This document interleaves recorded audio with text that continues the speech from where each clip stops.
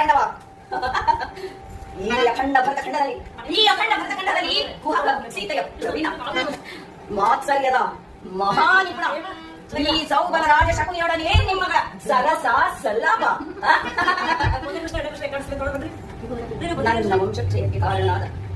ನನ್ನ ವಂಶಕ್ಷಯಕ್ಕೆ ಕಾರಣನಾದ ದುರ್ಯೋಧನನೇ ಕೇಳು.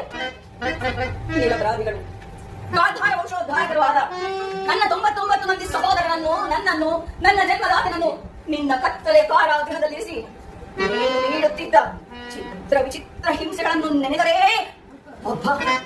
ಈಗಲೂ ನನ್ನ ಕೈ ಕಾಲುಗಳು ಕಂಪಿಸುತ್ತಿವೆ, ನನ್ನ ಗುಂಡಿಗೆ ಒಡೆದು ಹೋಗುತ್ತಿದೆ, ನನ್ನ ರಕ್ತವು ಕೊತನೇ ಕುದಿಯುತ್ತಿದೆ.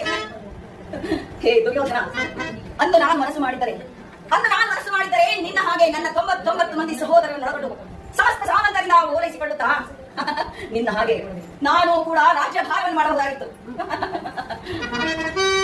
ಏಕಚಕ್ರಾಧಿಪತ್ಯವನ್ನು ಸ್ಥಾಪಿಸಿ ಚಕ್ರವರ್ತಿಯಾಗಿ ಬರೆಯಬಹುದಾಗಿತ್ತು.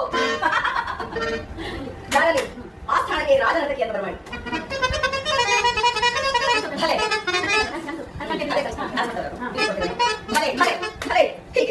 ಹೀಗೆ ಚಕ್ರವರ್ತಿಯಾಗಿ ಮೆರೆಯಬಹುದಾಗಿತ್ತು. ಆದರೆ ನನ್ನ ಆಸೆ ಆಕಾಂಕ್ಷೆಗಳೆಲ್ಲವೂ ಗಾಳಿ ಗೋಪುರವಾದವು ದುರ್ಯೋಧನ, ಗಾಳಿ ಗೋಪುರವಾದವು. ನನ್ನ ಆಸೆಗಳೆಲ್ಲವೂ ಕನಸಾಗಿಯೇ ಉಳಿದವು. ಆದರೂ ಚಿಂತೆ ಇಲ್ಲ, ನೀನು ನಮ್ಮನ್ನು ಬಂಧಿಸಿ ದಿನಕ್ಕೊಂದೇ ಮುಷ್ಟಿ ಅನ್ನವನ್ನು, ಒಂದು ಒಳಲೆ ನೀರನ್ನು ನೀಡುತ್ತಿದೆ. ನನ್ನ ಸಹೋದರರೆಲ್ಲರೂ ಆ ಅನ್ನವನ್ನು ನನಗೆ ನೀಡಿ ಪ್ರತಿಶೋಧದ ಭಾರವನ್ನು ನನಗೊಪ್ಪಿಸಿ ಅವರೆಲ್ಲರೂ ಹಸಿವಿನಿಂದ ಸತ್ತರು. ದುರ್ಯೋಧನ, ಅವರೆಲ್ಲರೂ ಹಸಿವಿನಿಂದ ನರಳಿ ಸತ್ತರು.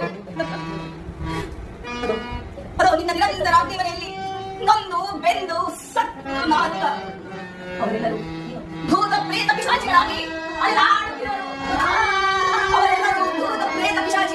ಎಲ್ಲೆಂದರಲ್ಲಿ ಅಲೆದಾಡುತ್ತಿರುವರು. ಅಳಬೇಡಿ ನನ್ನ ಹತಭಾಗ್ಯ ಸಹೋದರರೇ, ಅಳಬೇಡಿ. ನಿಮ್ಮ ಆಕ್ರಂದನದ ಚೀರಾಟದ ಕೂಗು ನನ್ನ ಹೃದಯವನ್ನೇ ಘಾಸಿಗೊಳಿಸುತ್ತಿದೆ. ಅಳಬೇಡಿ. ಆ ದುರ್ಯೋಧನ 99 ಮಂದಿ ಸಹೋದರರ ಚಿನ್ನ ಮಟ್ಟಗಳಿಲ್ಲ. ಅದೇ ನರಕದಲ್ಲಿ ನಿಮಗೆ ನಿರಾಜನವನ್ನು ಮಾಡಿಸುವೆನು.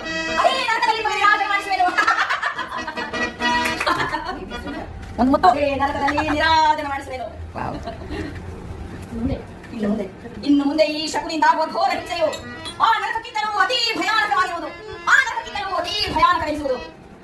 ತಾಯಿಯ ಕಣ್ಣೀರಿನಿಂದ ಕಳಂಕಿತನಾಗಿ ಪುತ್ರ ಶೋಕದಿಂದ ದಹಿಸುತ್ತ ನಿನಗಾಗಿ ನಿನ್ನವರಿಗಾಗಿ ಒಂದು ನಿಟ್ಟುಸಿರನ್ನು ಬಿಡುವವರಿಲ್ಲದ ಅದೇ ನರಕದ ಹಾದಿಯನ್ನು ಹಿಡಿಸುತ್ತೇನೆ.